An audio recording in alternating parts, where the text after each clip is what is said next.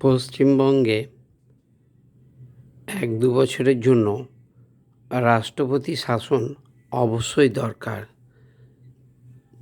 যে হারে মানুষ মরছে, জবরদস্তি মানুষ যে বেঁচে থাকছে, তাদের অসহায় ভালো ভালো পরিবার মরে যাচ্ছে।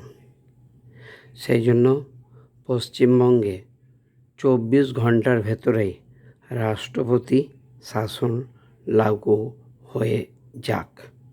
খবরটি ভালো লাগলে লাইক করবেন, শেয়ার করবেন ও সাবস্ক্রাইব করবেন।